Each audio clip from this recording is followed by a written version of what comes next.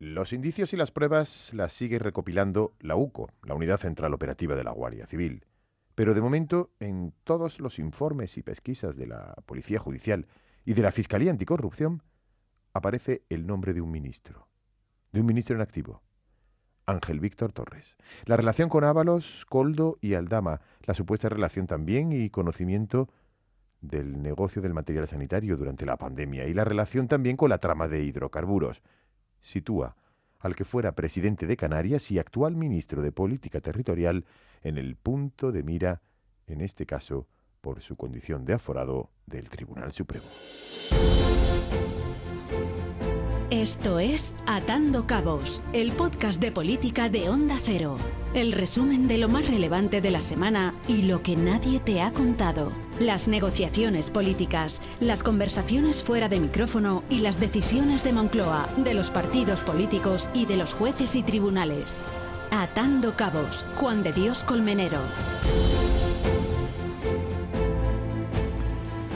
Recopilando toda la información publicada hasta ahora y las pruebas en poder de la Fiscalía, no sería descartable que en un breve plazo de tiempo, aseguraban fuentes judiciales, se pudiera llamar a declarar como investigado al ministro Ángel Víctor Torres.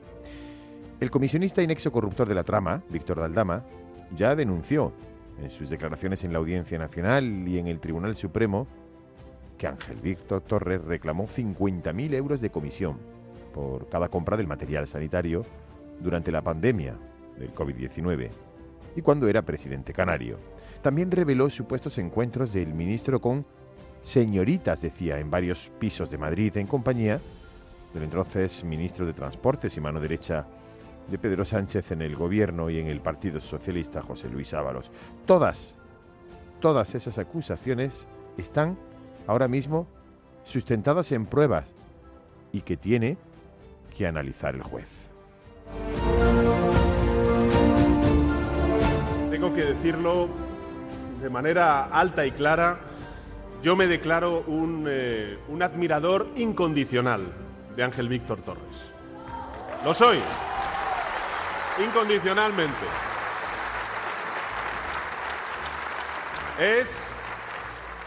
Es un político comprometido, es un político trabajador, es un político sensible, solidario, con aquellas causas que merecen la pena. Es un político ejemplar, lo repito, ejemplar.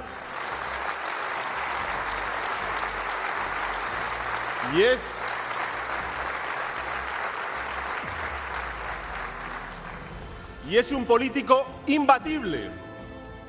Por eso le temen a Ángel Víctor y por eso tratan de difamarlo.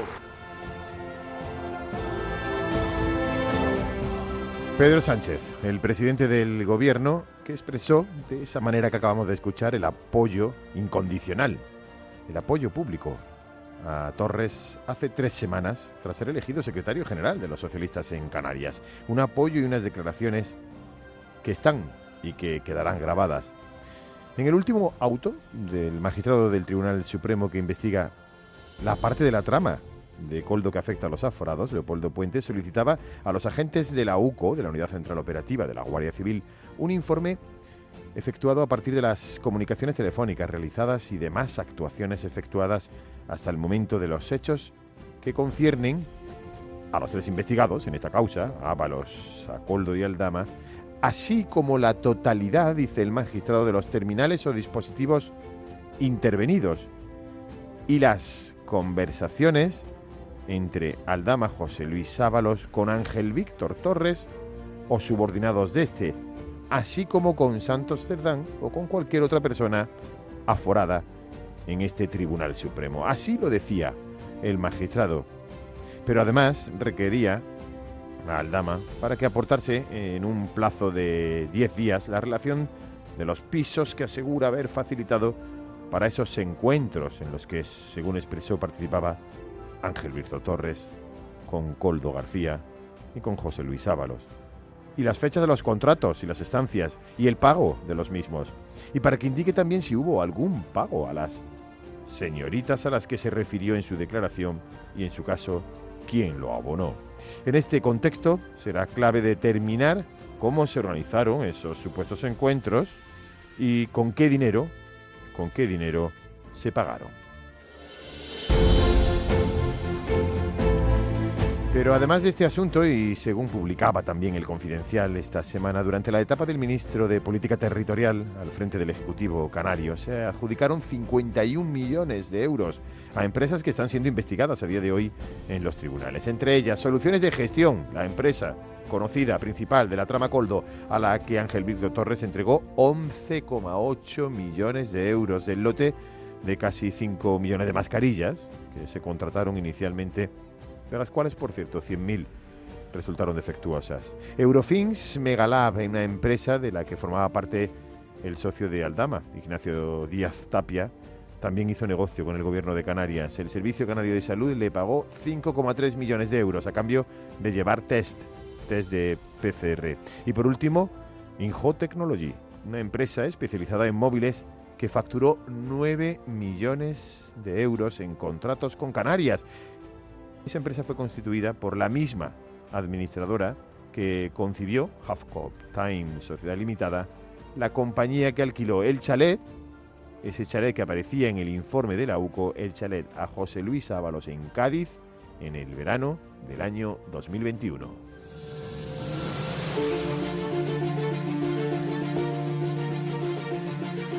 Y de la trama de hidrocarburos, el comisionista Víctor de Aldama negoció también con el actual ministro de Política Territorial y expresidente canario Ángel Víctor Torres. Negoció la adquisición de un depósito fiscal para descargar con barcos combustible procedente de Venezuela, de la República Dominicana, de Rusia y de Georgia. El depósito fiscal es un establecimiento autorizado para recibir, almacenar y distribuir productos objeto de los impuestos especiales de fabricación con el impuesto de vengado y en el ámbito territorial interno. Y así consta en una declaración también de la empresaria Carmen Pano, recogida en el sumario de la trama de hidrocarburos. Su comparecencia ante los agentes de la Unidad Central Operativa de la Guardia Civil se produjo tras ser detenida el pasado 16 de diciembre. Carmen Pano, además reconoció haber entregado 90.000 euros en metálico, en efectivo, en la sede del Partido Socialista en Ferraz.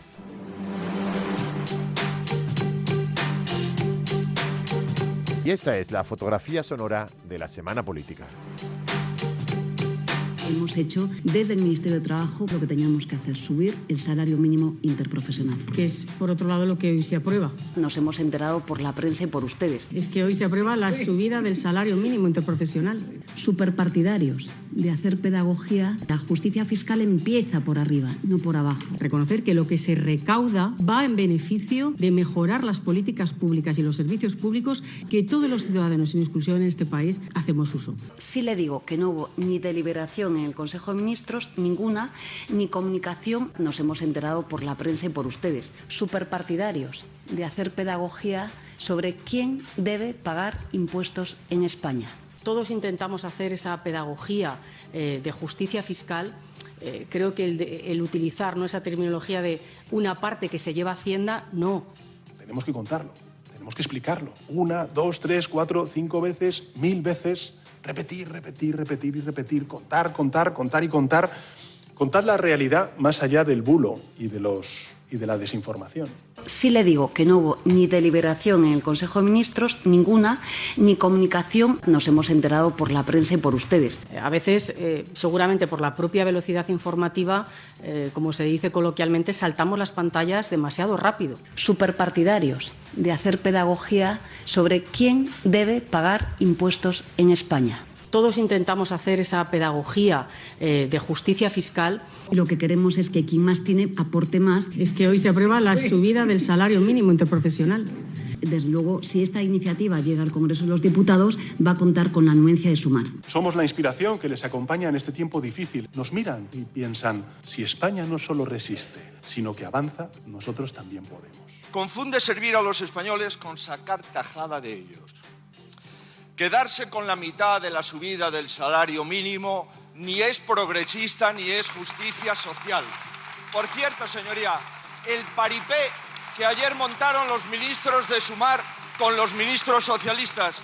Señora Díaz, a Pablo Iglesias esto no se lo habrían colado. Ahora entiendo por qué ustedes cuando gobernaban congelaron el salario mínimo, para que no tuviera retención en el IRPF. ¿Sabe por qué tenemos este debate? Este debate lo tenemos porque el Gobierno de España ha subido en estos 7 años el 61% del salario mínimo interprofesional. Con ustedes siempre en contra. Me van a permitir que sea maleducado. Yo le pido al PSOE que deje de cagarla, Gracias. Me atrevo a decir que una parte del gobierno se ha enterado exactamente igual que yo y mi equipo justamente media hora antes de comparecer en Moncloa. Por tanto, le soy rotunda. No, ni yo ni nadie de mi equipo sabíamos esto. Pero digo más, la tarde-noche del lunes, el señor Cuerpo le ha comunicado a España que esa decisión no estaba tomada.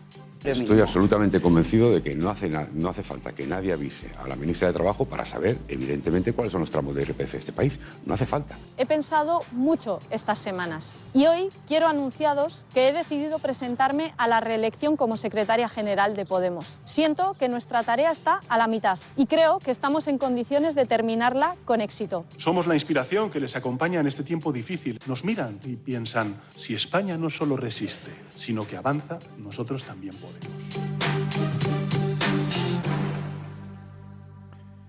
El espectáculo grotesco de la gresca política en el seno del gobierno, de la confrontación interna en el Ejecutivo a cuenta del salario mínimo y lo que siga deparando la semana en las causas judiciales que acechan al gobierno. De todo ello seguiremos hablando en el próximo capítulo de Atando Cabos. Esto es Atando Cabos, el podcast de información y análisis político que te resume y te cuenta lo que hay detrás de las decisiones más importantes, con Juan de Colmenero.